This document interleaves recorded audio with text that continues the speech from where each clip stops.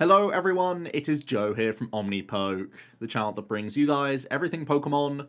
If you're looking for PTCGO codes, including the stuff from Silver Tempest, make sure you check out the Potown store. You can get a 5% discount on your orders using that code OmniPoke. For today's video, we are going to be having a look at one of the ways that Arceus is managing to remain relevant in the standard format, and it's by literally shoving in lots of bits and bobs, becoming this crazy amalgamation where we're hoping to stitch Starbirth together to gather these pieces no matter what matchup we're in, and actually in some cases we'll use Aerodactyl against Lugia, hoping that Trinity Nova can power up a variety of attackers and get us into the game with that Starbirth very often, and hoping that the pieces that we've put into this toolkit is enough to win specific matchups. Now that the metagame has started to take shape, we're quite far developed into the Silver Tempest meta now. We, of course, need to respect Lugia. We need to respect Lost Box and Regis. We need to be respectful of Mew, of course. These are kind of like the big four, and then there's things that are in that sort of 4% and less margin at that stage. And Arceus is good at just beating nonsense as well. Like, it's pretty good against Vikavolt, for example, because it's not too worried. It's got, you know, massive hit points, can just hit into it and whatnot and sort of trade efficiently. So it's just like a good card wrapped around lots of other sort of weird cards that are situationally very powerful, almost trying to checkmate opponents in different spots. So that's what this is all based around. The, of course, Arc V-Star, really powerful card. It's more or less always our opener with that Starbirth, unless we're going first against a Lugia to get whatever we want into our hand, 2 cards, and that normally gets us going to power up the Trinity Nova, which then leads us into other attackers, which is really important. Even, of course, the V is very important here. Trinity Charge for that double turbo energy can start powering up our benched V Pokemon, which is really important. I've mentioned already Aerodactyl as an alternative V-Star power in the deck. We've seen this take down a regional and get second now. Just having that 1-1 Aerodactyl package seems to make a bit of sense here. The regular Aerodactyl V, it actually can be used against Vikavolt, because you do hit for weakness and we play Fighting Energy, so not something to sleep on.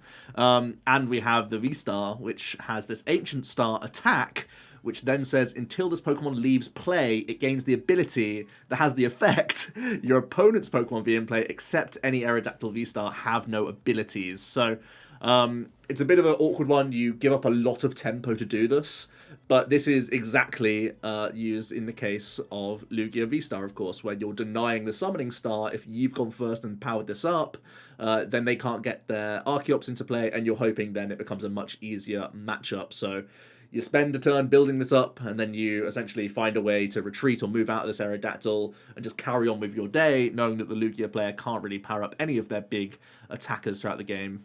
You know, just manually attaching, it's going to be a huge issue for them. So this Aerodactyl's here for that purpose. Again, that fighting type coverage isn't the worst thing against Vikavolt either. We are playing 1 fighting energy in the list, so if you want to respect some Vika, this actually helps you in that case.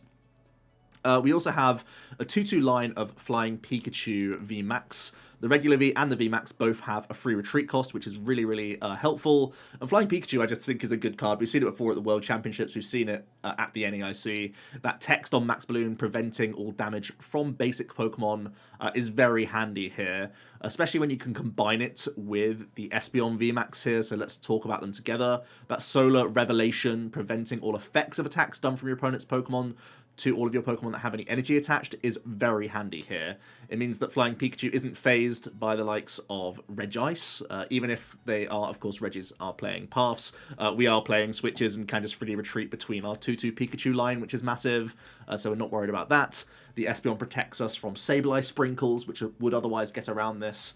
And it protects us, of course, from Yveltals. Really important so that we can protect our energy against controlling decks, but also the one you're thinking of course, is the amazing destruction that we're trying to protect ourselves from here as well. So we're hoping with the combination of Flying Pikachu and Espeon, we have a lot of coverage for Lost Box, and we have a lot of coverage against the Regi deck, where they really need to do all sorts to try and you know, knock out this Flying Pikachu. They need to find Rope Serena or Rope Boss plays, just to bring it back into the active and hit it, and that has to go alongside the likes of either a ton of Mirage Gates for like a Rayquaza smack, or it has to be like a Regieleki that's already previously hit this Pikachu for an amount of damage, then finding Choice Belt, and then finishing it off thanks to weakness. So there's like a lot of factors that go into actually dealing with the Flying Pikachu. It can be done, which is why I feel safer with this 2-2 count. I also think it's, just one of the better leads in the deck with this Flying Peak. So I lean into this because it's also the direction you will go in when you go second against Lugia as well, because this is one of the faster answers to Lugia in the first place. If you just manually attach to the Pikachu and forego the Arceus, possibly, it can be a way to go where hopefully you develop Pikachu, you develop Espeon, and you hope that that's like enough to stick around for a turn. Like I said, it can be hopeful at times, and sometimes you'll still go for the Arceus line, but powering up the Pikachu is still a way to slow down these Lugia players and force them into a 2-prize game more often, where they can't use their Yveltal, and their like Lumineon plays and whatnot are far weaker. So yeah, I think it's a reasonable decision to go 2-2 on the Flying Peak. The Espeon being handy not just for that ability. I should also mention the Max Mindstorm. For Psychic and do Colorless, you do 60x the amount of energy attached to all of your opponent's Pokemon. This can actually be quite handy against Arcdura, which is one of the harder matchups for this deck, because we don't really have much inherent like on-the-board damage, and obviously Arcdura comes with a ton of Hyper Potions and other healing cards. So having a Mindstorm option to punish an Arceus that gets too overzealous with their attachments is really important.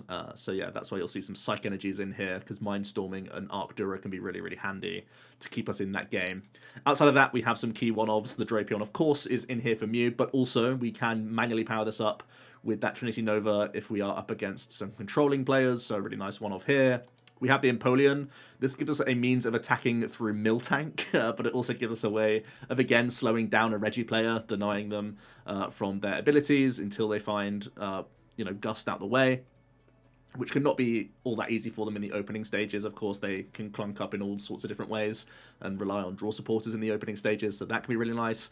And it can be a slowdown for Lost Box players as well. When you have the double peak and we have a decent number of switch cards in the deck with the 1 Balloon, 1 Switch, 1 Rope, there can be ways that this Empoleon's a bit of a headache for them. So just a ton of tech cards in this deck list to try and give us answers to all sorts of situations in different matchups. We have a Pump to give us easier access to our Starbirth V-Star power. And we have Fish and Bat. Bat, of course, giving us some extra dig into the deck, and the Fish being a way to guarantee a supporter card. And we have a few in the deck list here. I'm playing a 1-of Serena to go alongside 2 Boss's Orders. I'm playing a 1-of Judge to get around Oranguru, which we know is popular in Lugia and in Lost Box. We are still playing that Quad Mani. We are trying to force, Lost Box players into bad hands and whatnot, because we know that they can string together big combos against you. So constantly just digging at them every single turn by removing those options from them is really important. We are playing a couple copies of Professor's Research from there, a ton of Ball Search. The reason why we have such high Ball Search, especially with the triple incense, is because in the games where you need to get this Aerodactyl going, you of course can't Starbirth to get those pieces because you want to use your V-Star power here. So just having the physical outs towards this 1-1 line is really important. So we have the 8 Ball Search cards for the basic, plus 2 Catch Energy, and then we have the Ultras and the Incenses to help get that turn 2 Aero. In theory, we need to get that alongside one of these described switch cards, as long as we haven't started with the Flying Peak, which is the ideal situation. So yeah, that really is the assortment of mons that we've got going on here. The rest is just Ball Search. We are playing a Hisuian Heavy Ball, which is really important for the amount of one-offs that we're playing as basics. And yeah, I think the only real deviation from this deck list compared to the one that got a recent top 8 is that I've cut away the Hyper Potions and the Sharon's Care, and I've just basically thickened the Pikachu line, and I'm playing a second Collapse Stadium as well. I think Collapse Stadium just naturally helps the Mew matchup by having an extra bounce so that the Drapion works in the first place. But also it's just generally good. It can be annoying for Lugias if they bench too many in the opening stages. It can be annoying for Regis. It forces all sorts of rebuilds all over the place. So I really do like this as just being a disruption card in general. And the Collapse Stadium in many ways is that pseudo healing card. Not quite as good as like Hyper Potion or Sharon, of course, but kind of more flexible, and it can be a way that we can take things off of our board. So that's kind of what I've gone for here. Trying to be fairly straightforward, even though it is a real mesh of cards all in one place. It's been a while since I've been on the ladder, so let's try and get some games in and see if we come up against one of the sort of big 3 or 4 decks in the format, or if we're going to be up against one of the other decks in the game, and just hope that Arceus can take the wheel and be a strong enough card in a vacuum. We're getting to go first here, which is always nice. We get to see where our opponent's playing, and we get the early option of Arc and Empoleon. I think the only time you don't want to lead the Arceus here is if it's up against Mew. But because it's exactly Empoleon, it has massive upside if it's Lost Box or Reggie. So I think we lead the Empo here. It's like, it's better if we're up against Mew, it's better if we're up against Lost Box and Reggie. It's only worse if we're up against Lugia, and we're up against Lugia. Okay. That's fine. We can try and collapse this guy away. You never know. Alright. So, going first against this deck, we want to try and get that early aero space down. So I think I might even be tossing the Arceus. I could always Arceus Energy just for a fallback in case I whiff the Aerodactyl play. That's probably the safest bet. So am I getting rid of Boss here? Get rid of Boss, develop Arc. Sorry, develop Aero. Attach to Arc. And try and bat for some cards. Or do I just hold the bat option? So many questions. Let's see if our Aero is here. Yeah, Aerodactyl's here, which is nice. We have our other VMAX, which is good, because I've just got rid of one. Also, we have our Espeon line, which, again, is only important if we whiff our Aerodactyl. Our Balloon is here, our Switch is here, and our Rope is here, because that's going to be one of the pieces that we have to dig for massively next turn. I think I'm just playing like this and passing. I'm not necessarily expecting a path early from a Lugia player. How many times am I getting an additional draw here? I'm almost always getting the same amount of cards minimum if I get an unplayable off the top. But if I get Quick Ball or Ultra Ball, it's just so much better for me to hold the bat, right? I think we just chill.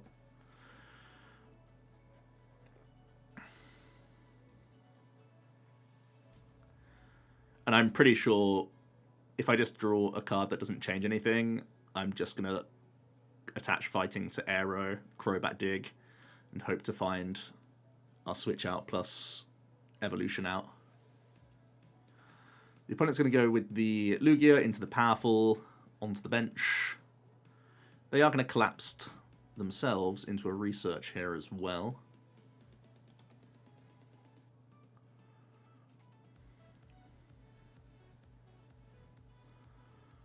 And they're just going to pass. Okay.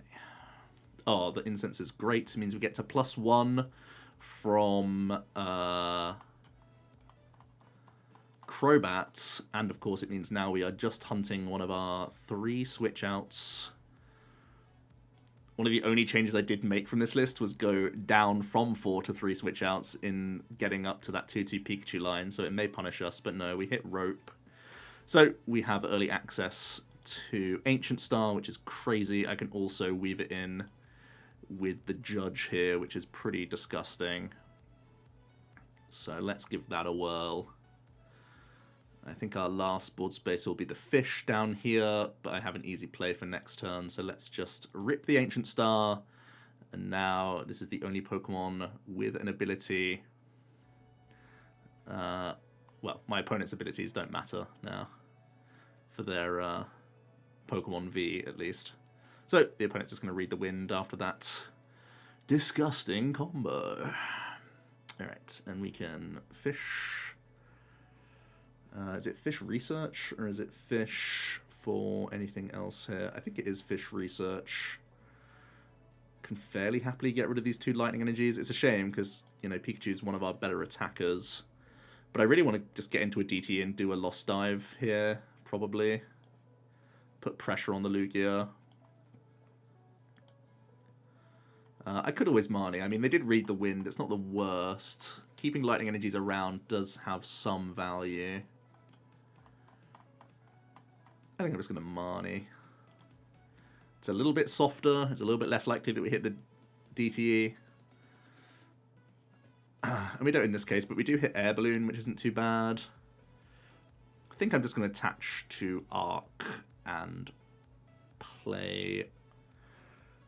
I'm going to ball search here just to get a better top deck. I'm probably taking a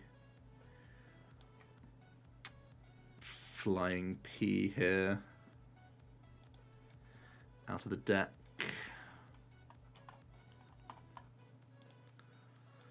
We are working with very little. That is the issue of an Arceus deck that doesn't use its V-Star power. But we'll see what the opponent has. They've been manied back down, so the Read the Wind has been sort of cancelled out that little bit. Do they have access to a DTE here? Naturally.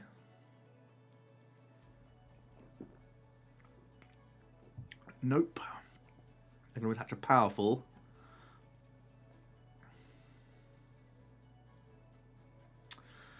The reason I didn't attach the Air Balloon is because I don't necessarily mind if they were to try and do a Disruptive Mani. So now I can just fire off the Lost Dive. I don't see a reason to not just take this value rather than Nova. Actually, Nova thins the deck for me as well.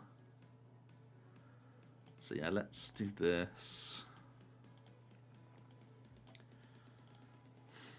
We do want to get into some draw supporters. So I'm going to take the 3 out of the deck, keep 1 lightning around for the later Flying Peak. And this has 100 remaining, so I could just put all 3 onto Empo. So I'm not forced to Lost Dive.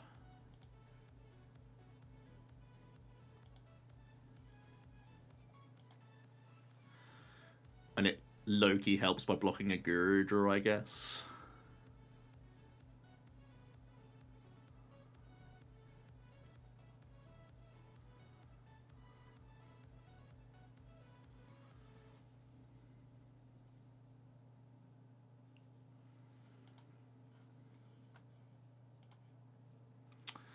Alright, well they can capture out another Mon, but they're a long way from...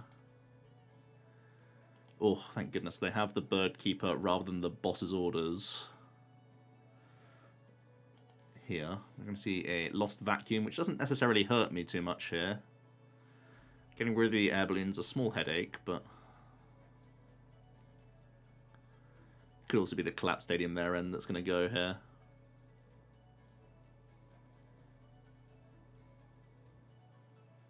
Yeah, it is going to be the Air Balloon. Just the pass. I don't think there's anything I need to Heavy Ball. So I'll save that for Ultra, and we'll just take the prize. They're actually still not in the worst shape here, as embarrassing as it is, if they do just take the knockout on the Aero this turn with Gust.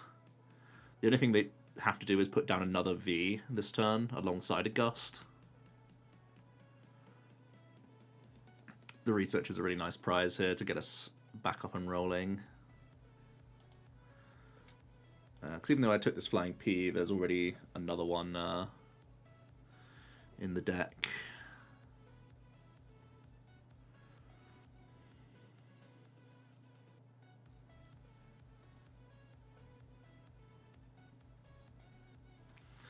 Alright, the Zard's getting up and running.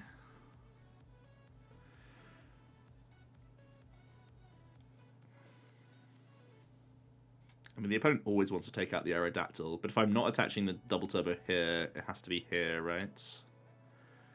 Try and threaten. Sure, we can Ultra Ball.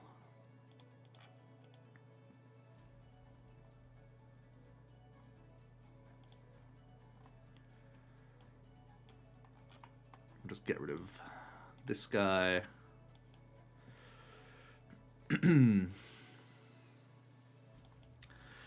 Thinning is winning for sure. This deck doesn't have a draw engine to speak of, so you just want to get rid of all the jank you can out of the deck. Yeah, okay, they're just done. We were going to go up 3 prizes, so the Charizard still wasn't ready to go. They were in top deck mode. They probably have to promote the Lugia there. But we would just be too far ahead at that point. Even if they deal with the Aerodactyl at that stage, we were just given that prize buffer. So got to see the Aerodactyl work. I mean, a little bit shaky there, but it worked out. I would have really liked to have researched away the hand other than those 2 lightning energies, of course, so that would be a debate that I would still have with myself during that game, whether it was right to Marnie. But I've also tried to squeeze in a 1-1 bit barrel. If you're happy with a 1-1 Flying Peak, you could also have 1-1 bit barrel and go back to the good old days of bibbing through the game to top yourself up on cards. Another debate I'm having with the deck. I'm someone that's played Arc at events before, Arc Bib, and been really happy with the extra cards you see with it, of course, so I do see the value of that Bibs, but not making it into this 60. This time we're going second. We have DTE early for Trinity Charge, but looks like we only really have a Serena to help us out here. And looks like we're up against Mew. And they immediately establish an Oricorio, which is a bit of a headache for us, because we do have a bit of a lower damage output threshold. But they really didn't get much accomplished. Getting a second Arceus is massive here. It means I can also thin my hand down lower.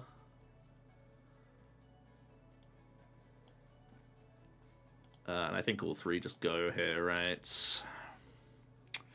If I keep DTE, it gives me a decent chance of... Well, I mean, there's also an argument to keep the pump, right? Because I could just be up against a Path Mew. I think I gotta do this. It's too greedy for me to just draw 3 here, I think. Don't you? Probably too greedy to draw 3. Let's see the extra card. Pretty handy. I can Crobat up now if I want to, but it is too many easy prizes for the opponent, probably. I could definitely get rid of the V-Star here. Although they haven't... Now I'm getting real kooky thinking about Ancient Starring into a Mew, but that just sounds so gross. I think I just hold the hand, to be honest with you. Although they can be a Judge Path deck. So should I be thinning just to get something established? What would I Crobat for? Nothing really. I think let's just Trinity Charge. I'm going through a lot of logic in this game, like a lot out loud, because obviously it's not something that I've tested.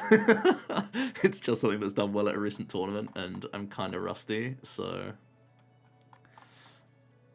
We're just going to go Rainbow to the bench. Taste the rainbow. Alright, then we'll see. We have ways into V-Star. Obviously we can Pumpkin Pit. We have ways into Drapion. A lot of avenues here. I do see the path. Is it just going to be a sprinkle with Oricorio here? Sure is. Okay.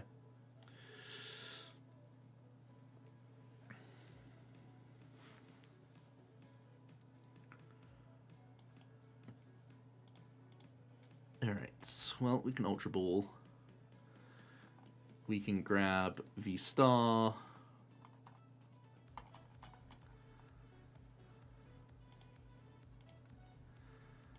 And we can grab Fish. I think Fish Research is better than Bat here. No, let's keep the supporter in debt. Let's draw the clean 6. Let's remove Stadium. I think I still like Evolving Active. It gives them an easier route to Techno Bung next turn. Actually, why am I doing that then? Yeah, let's just go here. Only real concern is that I've got rid of a couple energy and I'm binning some more, but... okay, so I'm probably just going to go... Rope plus Capture Energy.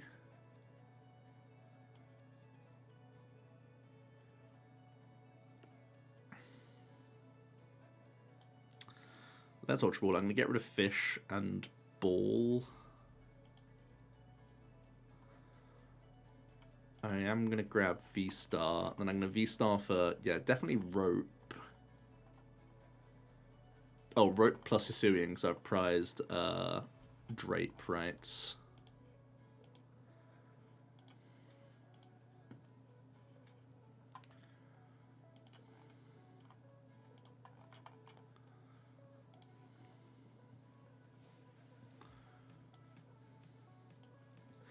I like the rope just to try and be that little bit tankier while I can. With the bench dude.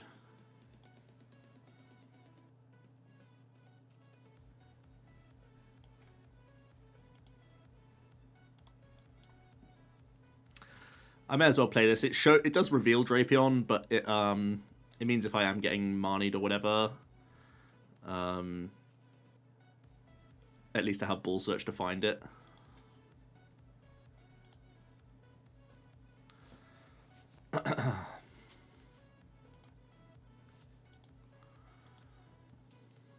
Well, okay. Mew Brick. Pretty nice. Pretty nice. I do think we could have a more solid Mew. I'm thinking what's more important. Like, possibly a second Drapion could be good, but also possibly, like, a Radiant Guardy could be a good card to help the Mew match up. Just make us that little bit tankier. Force more from the opponent. Because as good as the KO on the with the Drapion is, the 1-up trade, you still need to try and find your other prizes, and it's normally just via Trinity Nova a bunch of times. And that Oricorio actually can be a headache for you.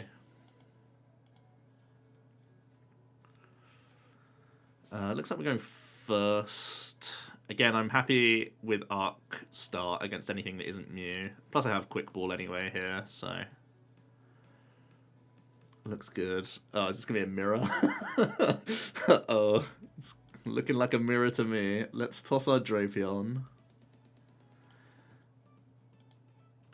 Now, Aerodactyl's not the worst in mirror. It hits the numbers. Flying Peak can also be a response on Flying Peak. So I think I'm getting that developed. Am I developing Espeon just so that it can be in play? I think Espeon's pretty good in mirror as well, right? Yeah, I think we'll go like this. I'll bench Esp. I'm pretty sure there's no path coming out from them if it is this mirror match. There are risks to it, but I want a -2 for next turn, so I'll Greed Machine it. Expecting that it's someone who's testing out the deck that's just top-8'd.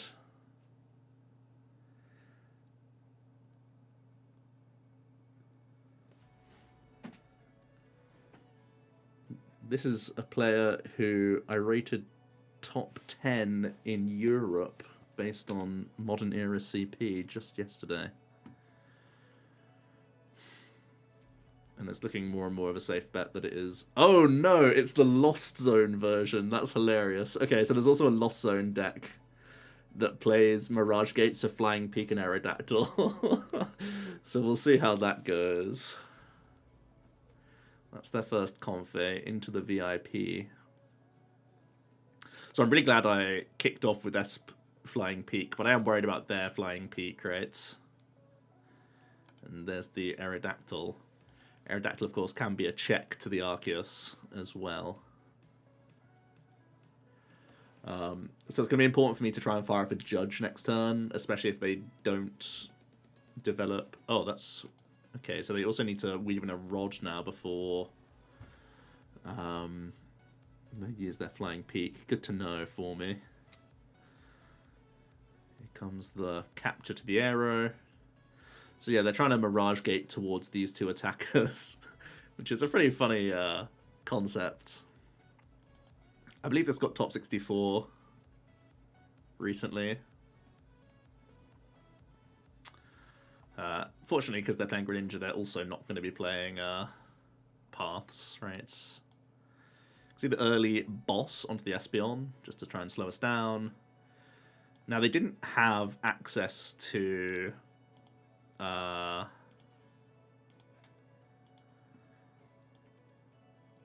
they didn't have access to any supporter outside of boss. Interesting.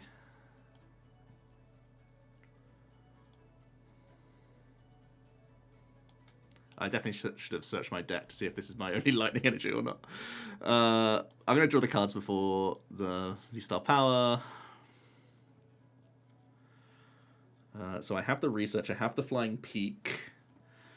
I prefer researching to Marnieing in this spot. Do I prefer roping? I guess he can always just feed me another one of these. So I don't mind Balloon here.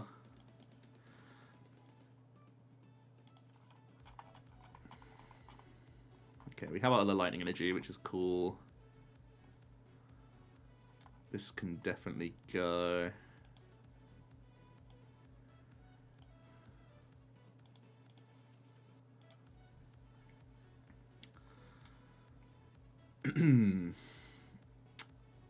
Now, the Empoleon is kind of funny because it can try and block some rope plays from them. I'm trying to think about this matchup. It's definitely a weird one. I want to put 2 energy onto my Flying Peak as well. So I want to go energy to Flying Peak. And then 1 energy onto Empoleon, perhaps? Or 1 energy onto Espeon. So maybe I am just making a second arc here. Yeah, okay.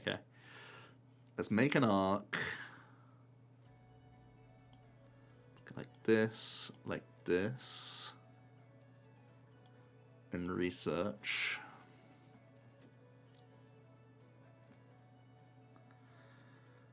And then we're going to Starbirth. We're definitely grabbing Balloon.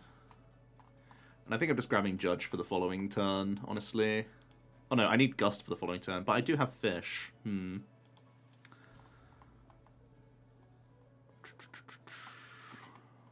don't necessarily mind putting a Fish down proactively even.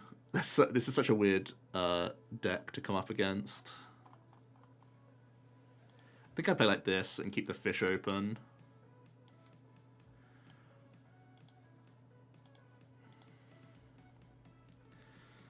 Do I want to play any Ball Search knowing that they probably aren't playing any Hand Disruption? I think I do here.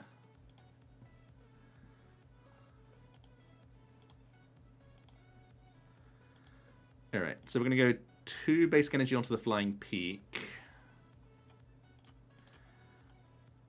2 of them being these 2, and then the Psychic onto... Would I just go all 3 onto Peak, knowing that Peak is my only concern from him?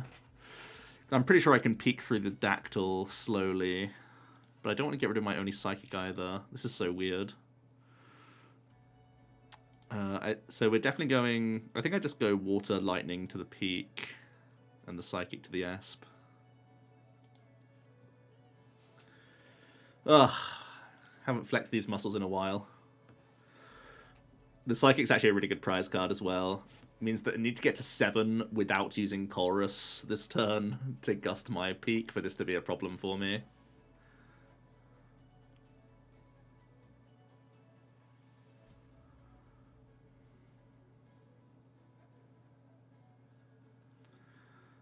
They're gonna Greninja, then Flower Select.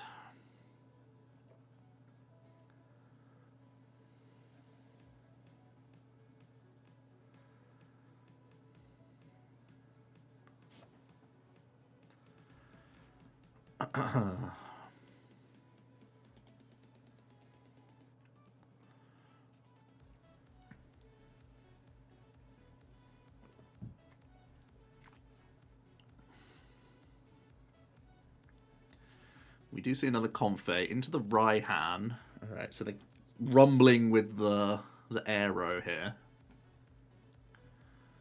which I think is reasonable. Obviously hitting for weakness.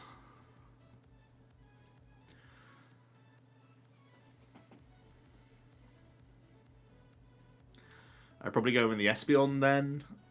I guess I get punished by Drapion coming in and swinging if that happens. But I don't really have another line. I don't want to Flying Peak into the Aero because then they can Peak into Peak. I could still Gust Peak with mine. Okay, they're just going to pass. That's pretty massive for us. So I can just Marnie this. Or I could... I guess I'm still in the bad Fish situation. Unless now I pay Retreat, Peak, Balloon his take the 2. And then he's left with Aero and some other jank. I don't hate just Marnieing him away constantly, though. Judging him here. Continuing to build that board. They're still at 3, so it's still hard for him to Gust KO. I have Ball Search for Fish next turn. So it's looking pretty strong here. We're going to go Psychic here. Water here. And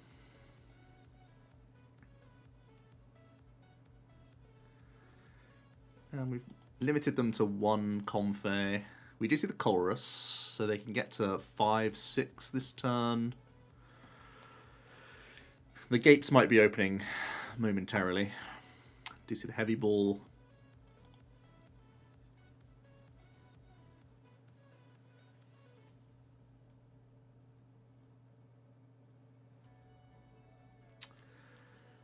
That's one of the peak pieces in the prizes. Sorry, in the zone.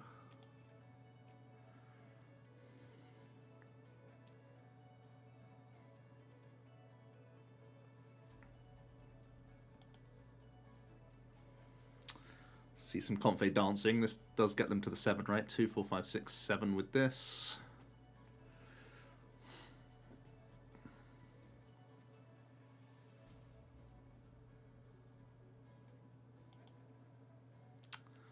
Just a switch.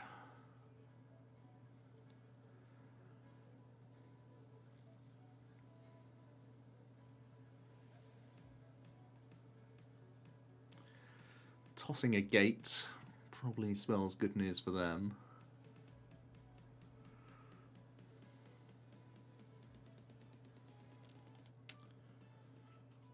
Let's see. I've only just realised how low I am in the camera and that I should put it down a little bit. Hello. It's only taken 37 minutes to see my actual face on the video. Alright. So I actually can't one-shot this guy, but I don't really have to, necessarily. I could rope, and then fish, knock out the peak. And it just protects my Pika so much. Could also just pay a retreat and do it and save the rope. I might be misremembering if I have any V-Stars still in the deck. No, we're good. I could have got rid of a Pika VMAX, I guess.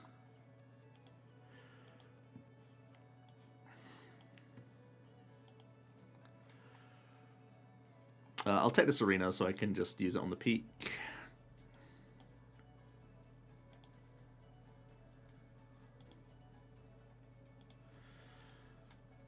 I'm happy enough to pay retreat out of this arc because we have Collapsed and we have the Espeon protecting us from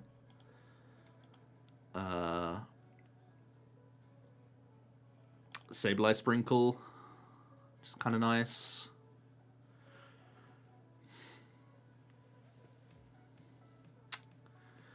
And there's 6 prizes away.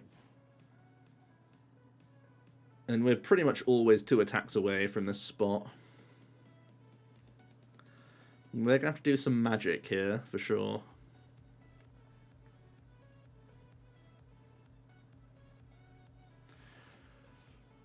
I'm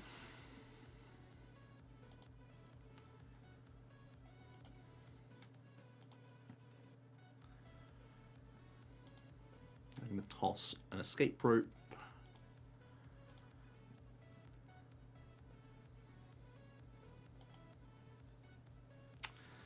Going to dance some Comfeys. They are getting quite low in terms of cards remaining in deck. They've cycled well, but they still have so much that they haven't really played, if that makes sense. I suppose their best turn here is Greninja Knockout Arc and set something else up. And then we just knock out the Greninja and Marnie.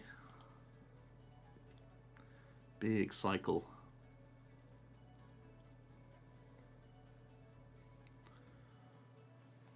There goes the Parasol that they play, because they're trying to do a similar Pikachu checkmate to what we go for with this combination, but they go, yeah, okay, they're just done. They cycled as far as they could, but they couldn't get the job done. So yeah, we were able to beat a Lugia when we went first and used the Aerodactyl effectively. We were able to beat a pretty bricky Mew. And we were able to beat a pretty strange Lost Box. But it does put a lot on show there, right? There's a lot to demonstrate from that. That we can just be flexible. We talked it out the whole time. The deck isn't necessarily like the most consistent on the block, but I mean, its game plans are very solid and very clear. Like, as soon as your opponent flips something over and you can recognize what it is, like if you see a Comfey, you see like a Genesect, or if you see a Lugia or something, and you can actually decide what you're up against, you can really map out your game plan really quickly. And I think that's obviously good news. When you're an Arceus deck that goes first, you're generally very strong, still in the metagame. And yeah, you have type coverage, you have annoying text on all sorts of your cards, and you're still playing a fairly traditional support account with a fairly high gust options, with the Crobat and the Fish helping out here as well. So a lot to like, really. It looks like a crazy amalgamation, but Starbirth still makes the dream happen. So let me know your thoughts on the deck down below. Are we going to be seeing more of this as we come into the last regional of the Silver Tempest meta? Or is it just that people have got bored and will basically play anything? I'll hear your thoughts down below. And I'll see you tomorrow for another video. Cheers.